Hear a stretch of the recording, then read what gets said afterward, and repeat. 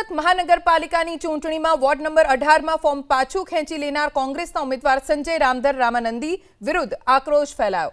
Ward number 18ના કોંગ્રેસના મહિલા ઉમેદવાર પ્રકૃતિ નરેશ રાઠોડની માતાનો એક રોષ ઠાલવતો વિડીયો વાયરલ થયો।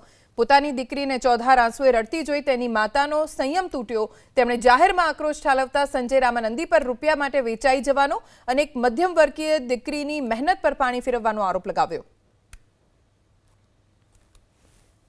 તો આજે આને મારી પોળીનું નહીં રાખ્યું એને આજે મારા પોરાને ને મારી પોળીને રોડાવી એટલે કેવા હું માંગે મેં આજે એની ઇજ્જત કેટલી કરેલી હતી તને ખબર છે ન ચૂંટણી વખતે મેં ઇજ્જત આજે એની રાખી પણ આજે આને મારું નહીં રાખ્યું એને મેં એના દેવ ડેરા કરીને મેં એની મરી ગઈ મેં એને બરાબર તો આજે મારી પોળી આજે એન્ટા પૈસા વાળા છે મારી પોળી વગર પૈસાની છે તો મારી પોળી પૈસા લઈને ખસી જતો આજે માટે તમે બધા ગાડ્યા આવતા કે નહીં આવતા કે નહીં લડવા તમે લોકે તો પછી કઈ નહીં છે અમે છે તું કામ ગભરાય આખો ગામ સમાજ બોલે મારી પોડી જો જીઠા કે જોરા ની જીઠે પણ મારી પોડી પૈસાની લુચ્ચી ની મળે મારી પોડી ઇજ્જતની વાલી છે મારી પોડી। સુરતમાં વોર્ડ નંબર 18માંથી ફોર્મ પરત ખેંચનાર ઉમેદવાર પ્રગટ થયા। કોંગ્રેસ ઉમેદવાર સંજય રામાનંદીએ આરોપ લગાવ્યો। વિડીયો જાહેર કરી સંજય રામાનંદીએ પોતાની વેદના વ્યક્ત કરી। સંજય રામાનંદીએ કહ્યું કે કોંગ્રેસના નેતાઓએ મને હરાવવા ફોર્મ ભર્યું હતું, કોંગ્રેસના કાર્યકરોએ મને હરાવવાની કોશિશ કરી।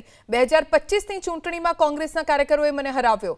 મોવડી મંડળને અનેક રજૂઆતો કરી હતી, કોંગ્રેસને કોઈ એક્શન ન લેતા મેં ફોર્મ પરત લીધું। આ વખતે પણ મને હરાવવાની કોશિશ થઈ હતી।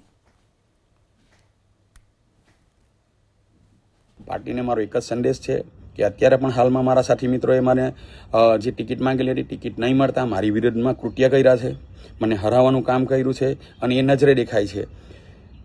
લિંબાયત એરિયામાંથી લગભગ 2 પાર્ટી, એક એનસીપી છે, એક MIM છે, એની અંદર અમારા સાથી મિત્રો છે।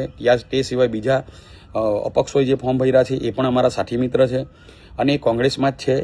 મારે કોઈના નામ દેવા નથી, મારે કોઈનું કંઈ કહેવું નથી, પણ જનતા બધું જાણે છે કે સાચા માણસને હરાવવામાં આવે છે। કોંગ્રેસ પાર્ટીના પદ પર બેઠેલા પ્રમુખશ્રીએ ઉપર રજૂઆત કરવી પડે કે ભાઈ આ લોકોને શિક્ષા લેવો, પણ શિક્ષા કોઈ લેવાતી નથી, સસ્પેન્ડ કરતા નથી અને મેં પણ ખોટું કર્યું હોય તો મને પણ સસ્પેન્ડ કરે પાર્ટી, આઈ એક્સેપ્ટ। પણ પાર્ટી મને કહે છે કે તમે અમારી સાથે ગદ્દારી કરી, 2 વાર મને હરાવવામાં આવ્યો, તો ત્રીજી વાર હું હારવાનું મને દેખાય છે કે આ લોકો મને હરાવશે।